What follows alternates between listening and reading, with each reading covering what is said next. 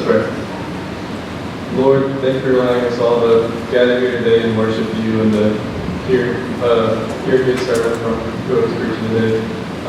Please let us hear the words and let them resonate in our hearts so we can use them as we go throughout this week.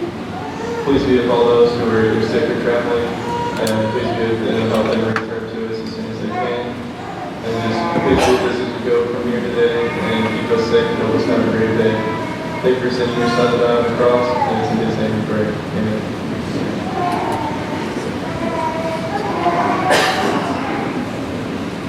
As I travel through this pilgrim land, there is a friend who walks with me. Leads me safely through the sinking sand. It is a Christ of Calvary. This would be my prayer, dear Lord, each day to help me do the best I can.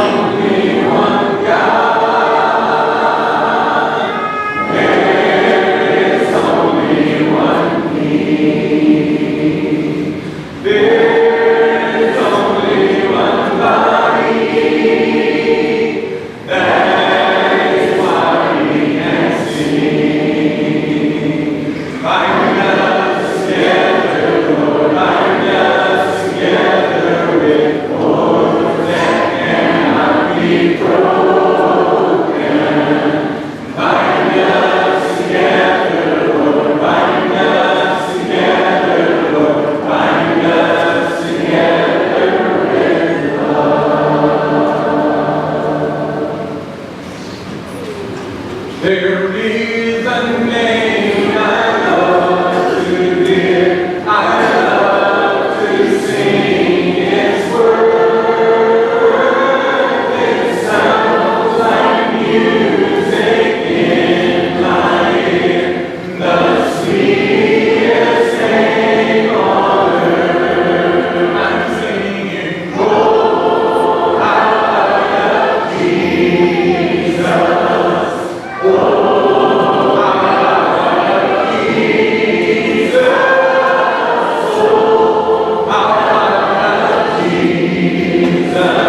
Because he first loved me, it tells me of the Savior's love, who died to set me free. It tells me of His precious blood, the sinner's perfect King. I'm singing, oh,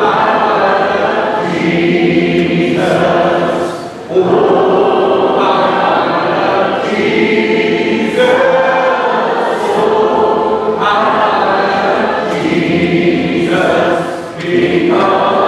he first loved me. I'm singing, oh, I love Jesus. Oh, I love Jesus. Oh, I love Jesus. Because he first loved me.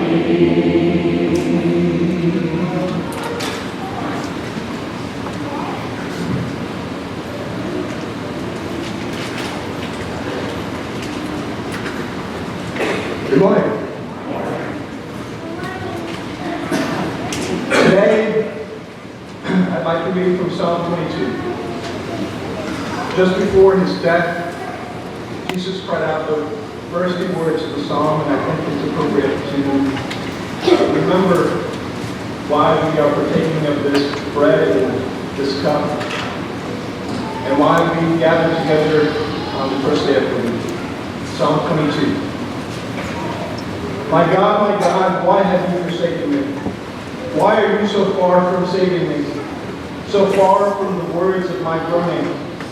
Oh my God, I cry out by day, but you do not answer. By night, and are you not silent?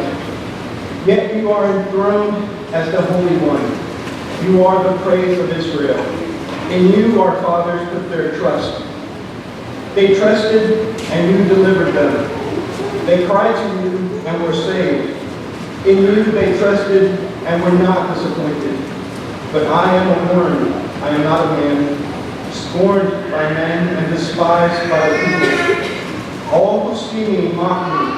They hurl insults, shaking their heads. He who trusts in the Lord, let the Lord rescue him. Let him deliver him, since he delights in the Lord. Yet you brought me out of the womb. You made me trust in you, even at my mother's breast. From birth I was cast upon you. From my mother's womb you have been my God. Do not be far from me, for trouble is near, and there is no one to help. Many bulls surround me, strong bulls of Bashan encircle me. Roaring lions tearing their prey, open their mouths wide against me. I am poured out like water, and all of my bones are out of joint. My heart has turned to wax. It has melted away within me. My strength is dried up like a piece of sun-baked clay. My tongue sticks to the roof of my mouth. You lay me in the dust of death. Dogs have surrounded me. A band of evil men has encircled me. They have pierced my hands and my feet. I cannot count my bones. People stare and gloat over me. They divide my garments among them and cast lots for my clothing. But you, O Lord, be not far off. O my strength, come quickly to help me. Deliver my life from the sword, my precious life from the power of the dogs. Rescue me from the mouth of the lions. Save me from the horns of the wild oxen.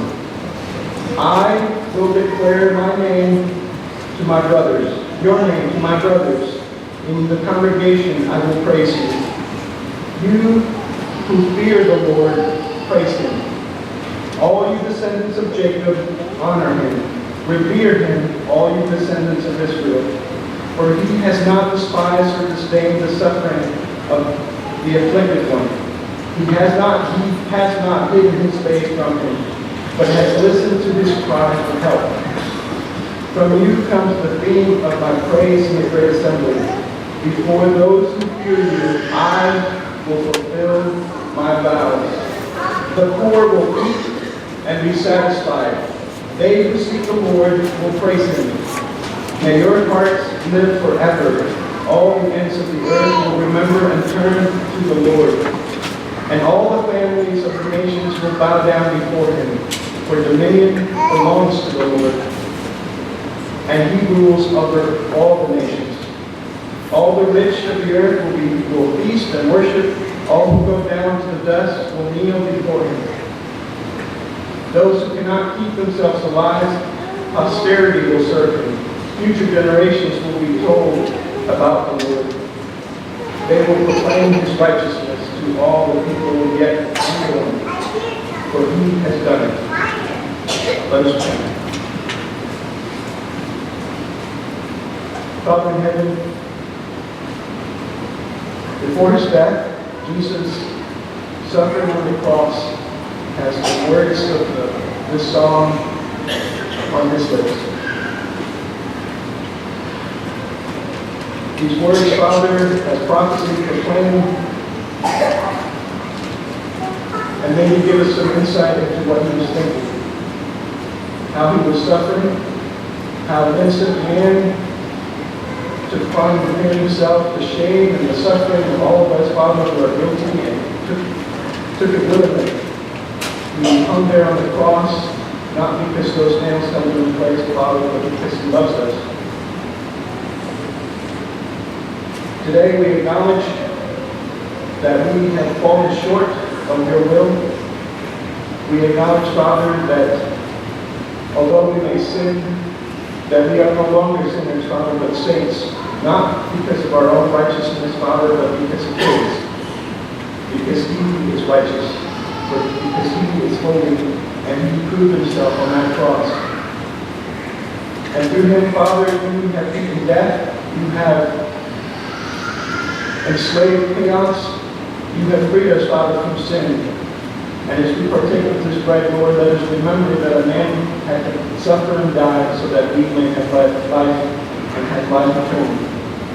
Father, as we partake of this bread, help us to open our minds to your will, open our hearts to what we know is right, and help us recenter our lives, Father, on the words that have given us hope and faith and has sustained us, Father, through all the hardships of this life.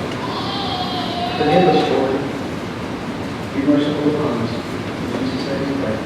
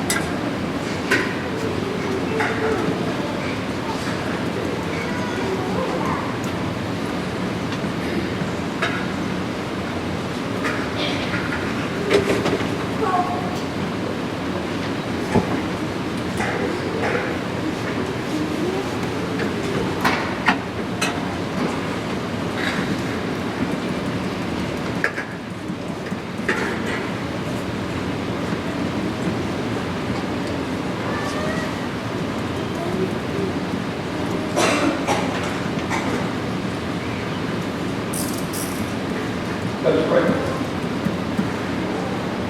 Father, the words of the psalm remind us, as they reminded Jesus, that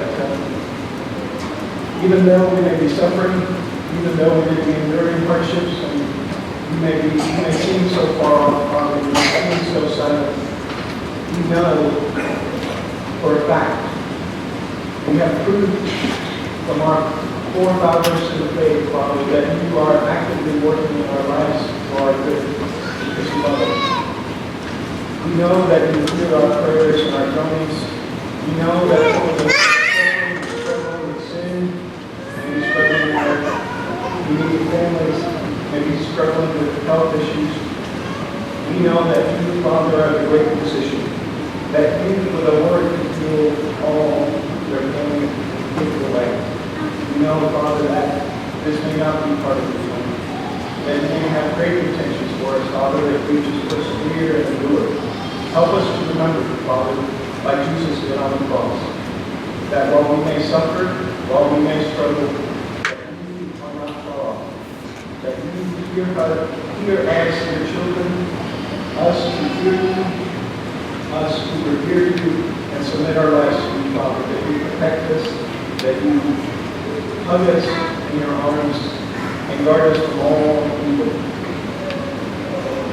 As we come before you, Father, I pray that you may not look at our dirty garments, but that our garments may be washed white, pure, through the precious blood of Christ, Jesus our Messiah. I pray, Lord, that as we come before you in prayer and thanksgiving, that you may hear us, and that you may continue to love us and take care of us. As we partake of this good wine, may we remember that a man died and shed his blood. Once again, Father, that we may have life eternal. We are so grateful for this gift. We are so grateful for Jesus, for this family that we can partake this communion with, that we can partake of this through the body together as a symbol that we believe that Jesus is Lord, and that through him we have access to you Almighty. Thank you for this great and wonderful gift. In Jesus' name we pray.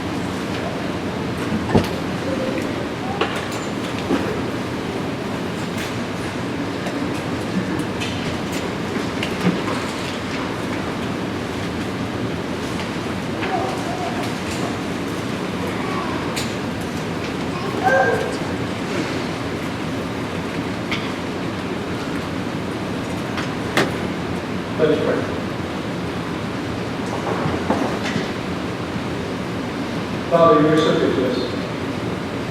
At this time, Father, as a family, we have set aside to put together a collection. We pray, Lord, that this money may go towards your kingdom, achieving your goals here in this community. I pray, Father, that you may bless those who are tasked with this responsibility, Father, that they be blessed with wisdom. I pray, Father, that you may bless each and every member here, that we may be generous, that this money may go first to help each other, those among us who need it, and then go beyond there to our community and to the world, Father, as you see fit. We know, Lord, that whatever we get back to you is only a small portion of the great and many riches that you bestow upon each and every one of us. We're very blessed, and we know that all good things come from your hands. We pray, Father, that we may be good stewards of those blessings, that we may always be generous, that we may always be given and kind, that we may be bold in our preaching of the word, teaching to others, that we may be kind with our words and our actions, and that we may always be loving as Jesus is loving. Help us, Father, to be, that each and every one of us is willing to take up our own cross, Lord, and suffer, so that people around us may not have to. Help us, Father, to be an example, as Jesus was a person example to us. We love you, Father. We pray that you may always bless highway and this family, as long as we always remember, Father, to put you first and to always do your will, as it has been shown to us through Jesus as the example. Thank you, Father, for this family. Thank you for your Son, Jesus. In his name we pray. At the name of Jesus, every knee shall bow. At the name of Jesus, every tongue confess. At the name of Jesus, every knee shall bow. Every knee shall bow at his name. There is no other name. No power which will save. There is no other name.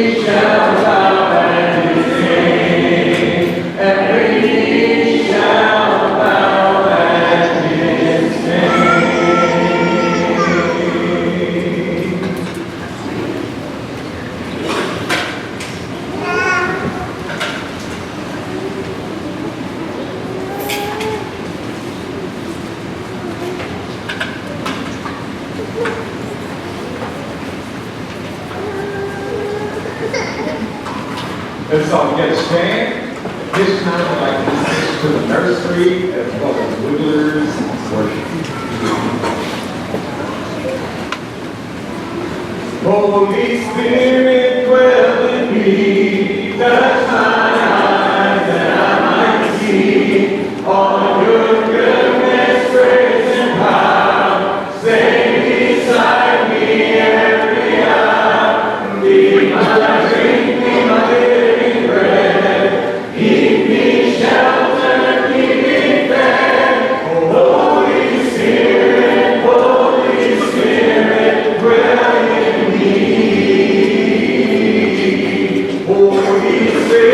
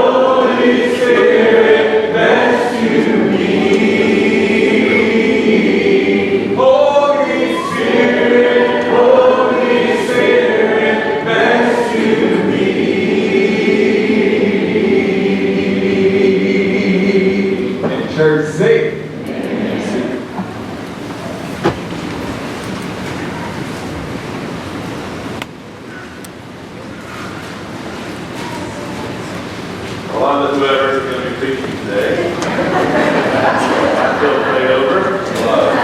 Appreciate that.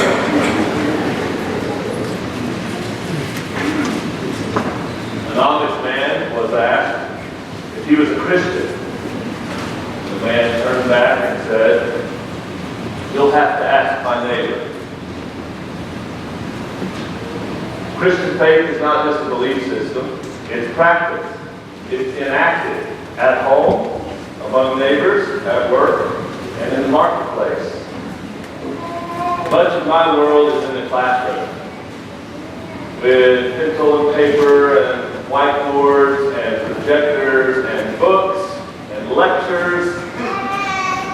And the classroom is good, but the classroom has its limitations.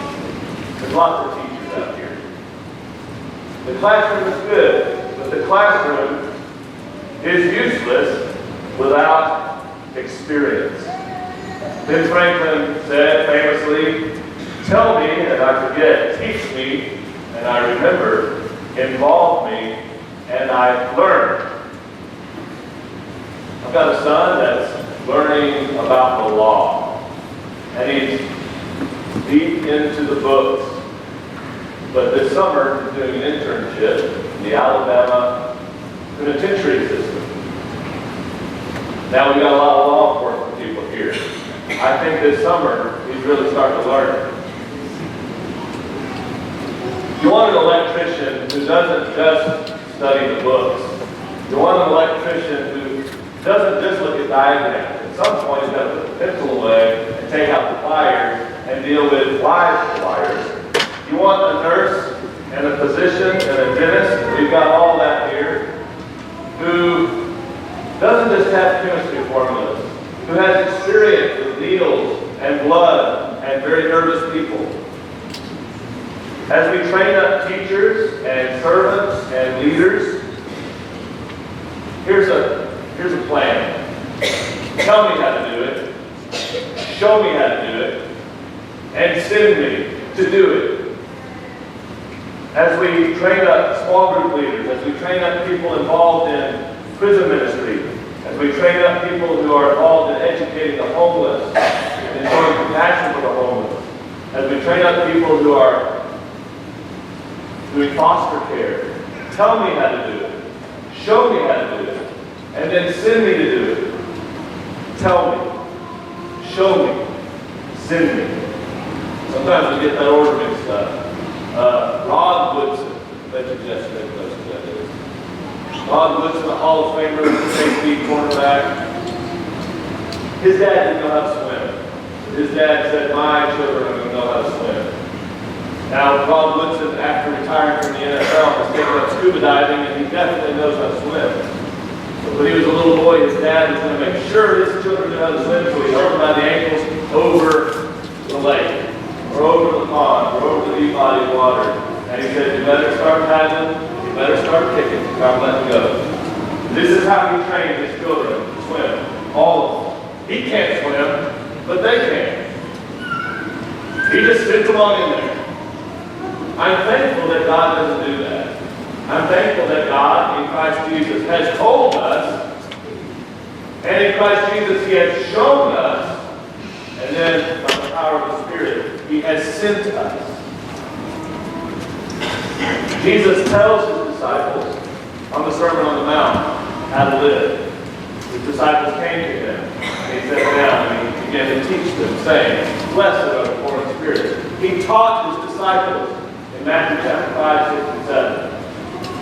In chapters 8 and 9, He showed His disciples. They went with Him, and He did works of compassion. And then in chapter 10, He sends His disciples.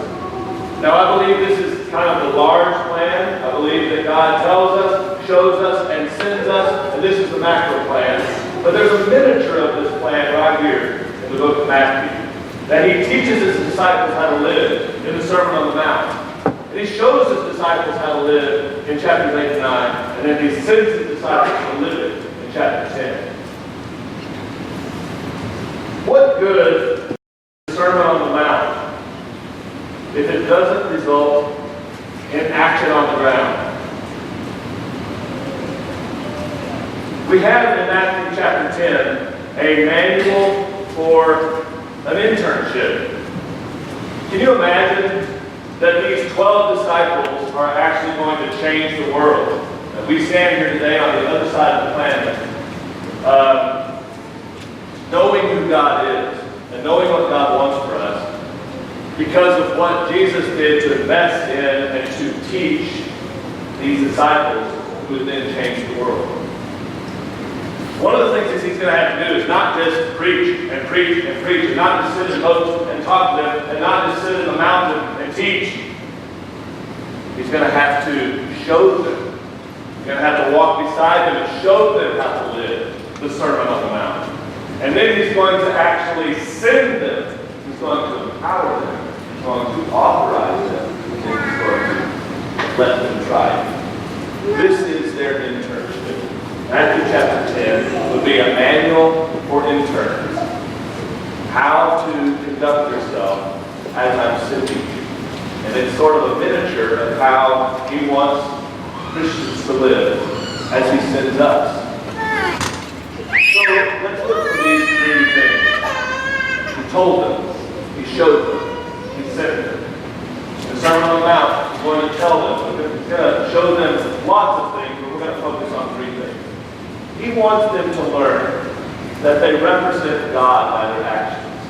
He wants his disciples to learn that they represent God, that they are to represent God with their actions. Well, he's going to tell them that. He's going to show them that. And then he's going to send them to do that very thing. So let's look at Matthew chapter 5. He's going to tell them that they represent God with their actions. You are the salt of the earth, he says. Verse 14, you are the light of the world. City on a hill cannot be hidden, neither do people light a lamp and put it on a bowl. Instead, they put it on a stand, and it gives light to everyone in the house. In the same way, let your light shine before men, that they may see your good deeds and praise your Father in heaven. You do good deeds, but you're actually reflecting who God is. You represent God with your actions. The disciples have now been told that. They need to be shown that.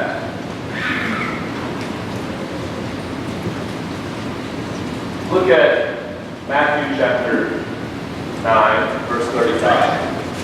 Matthew 9, verse 35 is basically a summary of all that's happened in 8 and 9. You can look at the subtitles of 8 and 9 and see how he heals and how he shows compassion and how he casts out demons. And now we're going to summarize all that activity where Jesus' deeds were manifesting the goodness of God. Sometimes the response was to praise God in chapters 8 and 9. Jesus went through all the towns and villages, we're in 9:35, teaching in their synagogues, preaching the good news of the kingdom, and healing every disease and sickness. When he saw the crowd, he had compassion on them, because they were harassed and helpless like sheep without a shepherd. Jesus is doing good deeds. Jesus is the salt of the earth. Jesus is the light of the world. And he's doing good deeds so that people might see God and praise him. Now he's going to send his disciples to do that very thing. Look what he has his disciples do. Look at chapter 10. In verse 37 and 38, at the end of 9, he says, the harvest is plentiful, but the workers are few. Ask the Lord of the harvest, therefore, to send out workers into his harvest field. And this is what Jesus does. He sends out workers. In chapter 10, verse 1, he called his disciples to him, and he gave them authority to do what he just did. He gave them authority to do what he's just been doing. Just outline chapters 8 and 9. Look what Jesus has been doing. Look at the summary of what Jesus did in 9:35. And now he's going to have the disciples do exactly what he's been doing. He told them they are the light of the world. He showed them how to do these deeds of compassion.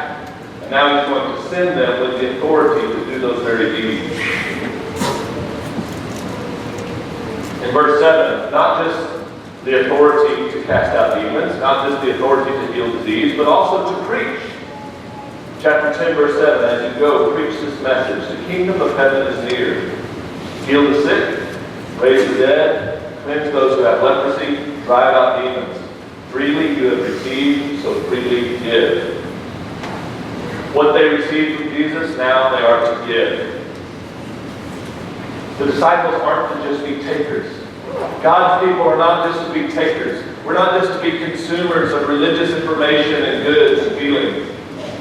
We are to go. We are to give. Freely you have received, so freely give. He's told you. He's shown you. And now He's sending you. Also, Jesus wants to teach the disciples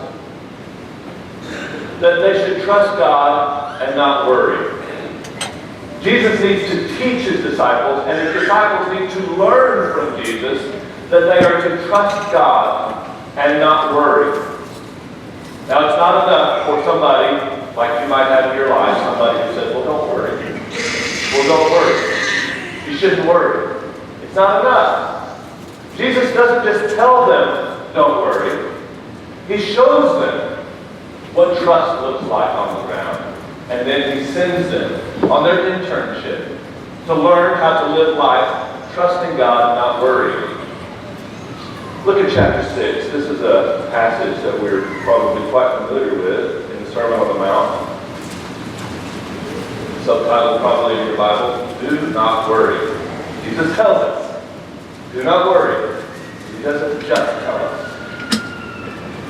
Therefore I tell you, do not worry about your life, what you will eat or drink, or about your body, what you will wear.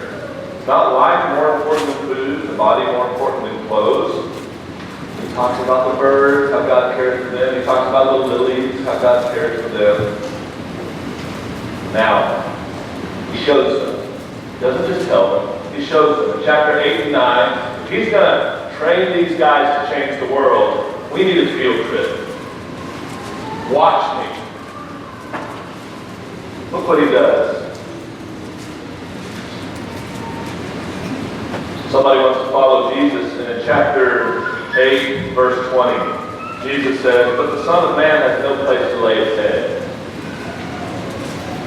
The Son of Man has not made a bunch of accommodations for His head.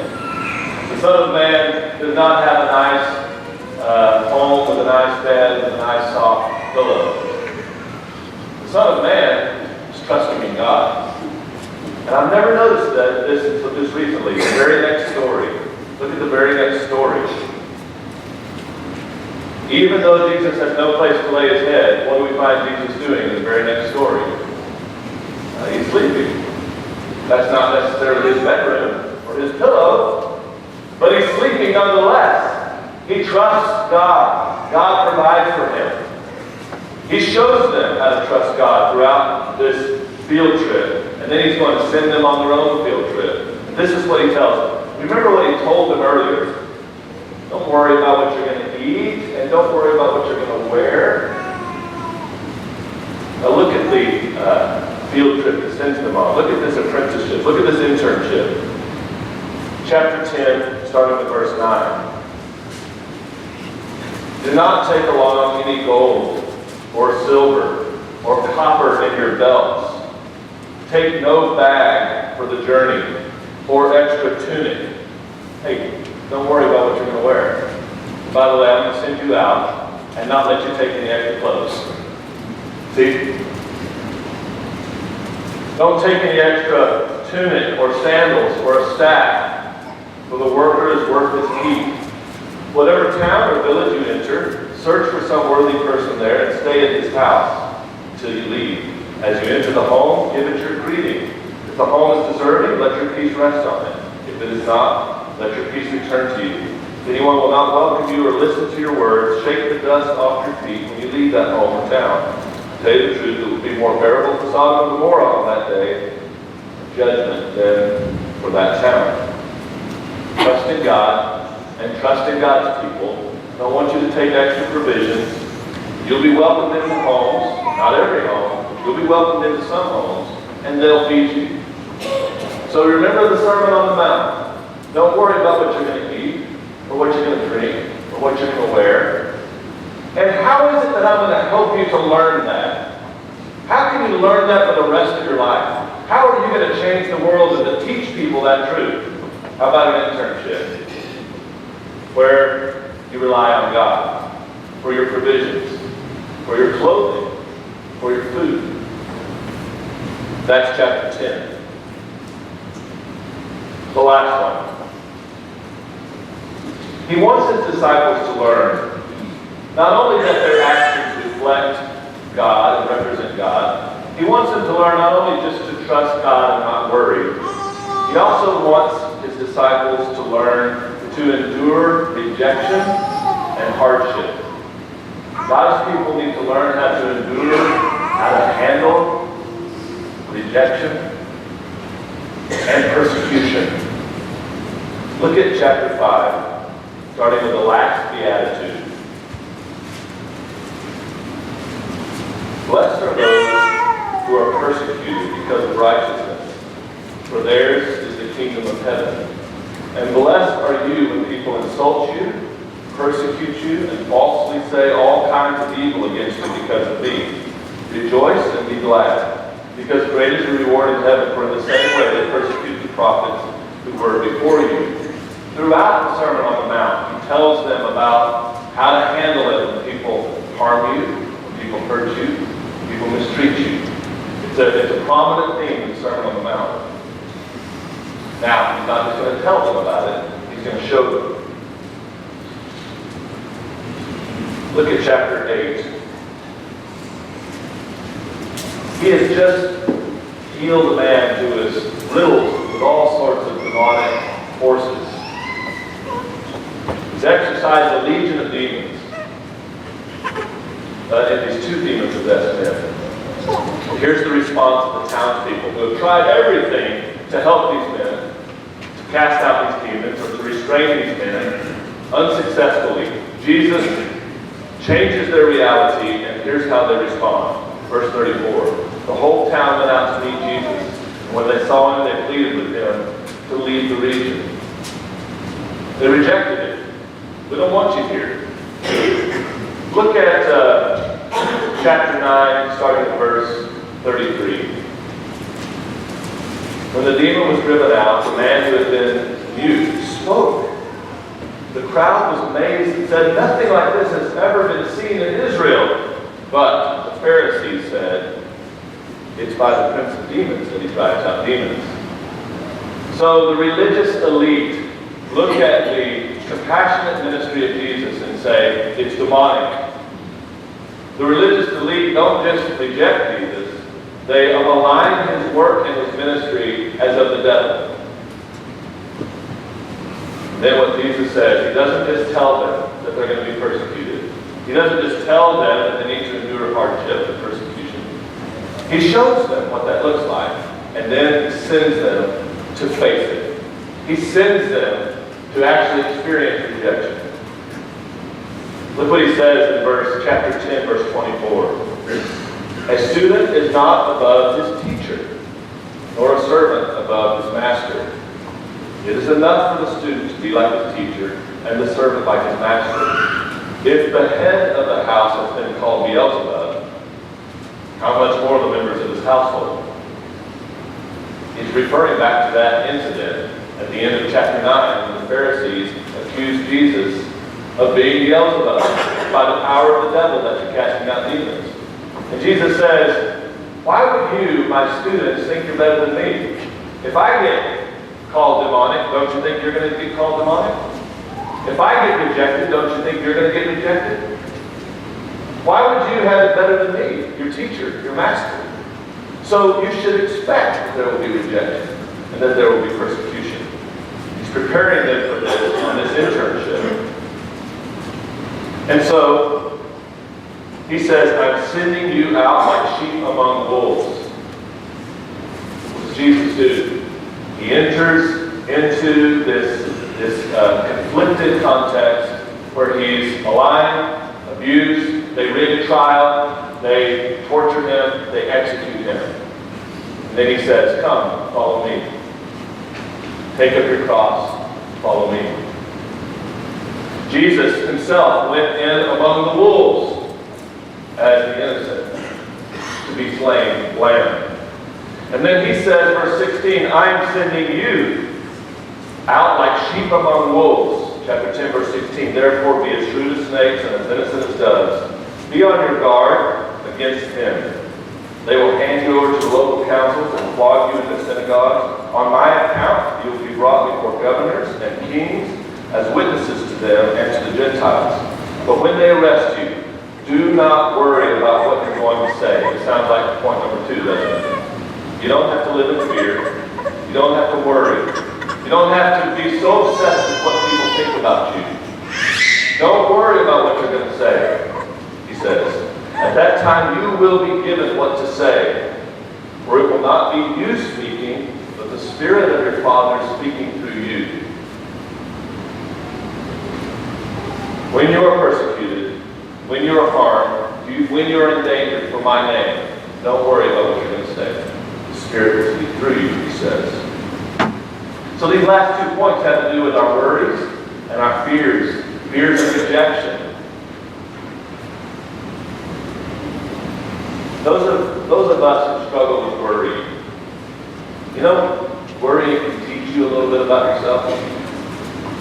You think about your worries for a moment. It will tell you where you put your hope. It will tell you where you put your faith. It will tell you what you really believe about God. Jesus says, don't worry. He says, don't fear. If God is on your side, if you are doing the will of God, if you're trusting God, what is there to worry about? What is there to fear? Bring it on. Nothing can shake you if you're doing the will of God. Jesus wants to teach us. He wants us to learn that our actions represent God. Jesus wants us to learn to trust God and not worry. Jesus wants us to learn how to handle, how to endure hardship, and not be so interested in the approval of people. To be chiefly interested in the approval of God. And if that's the case, fear is gone. Worry is gone. Nothing can shake you. This morning, if there's anything that you need, as Jesus tries to teach us, he wants to put us in a position where we actually learn. We come here. This is kind of a classroom. We're told. We're shown. God, thankfully, one of the reasons for church, thankfully, put people in our lives that show us the way, that model for us the Christian path. But it's not enough. As we leave this place, when we get into our different cars, and we close the door, the internship begins. He wants you to learn from experience that your actions are to reflect who God is. He wants you to learn from experience this week, not to worry but to trust. And he wants you to learn from experience this week that you can serve, that you can be compassionate, that you can proclaim Christ and his kingdom without shame, without fear of rejection. The way that we learn that is not just by sitting in class. The way that we learn that is by taking a step, trusting that he's empowered us for this internship. Perhaps you're more ready to learn now than you ever have. If we can help you in any way, we'll have leaders in the back. If you'd like to talk to them, if you want to make some sort of public statement about the steps that you're taking, please do so over there. I want to be a worshiper of the Lord. I want to love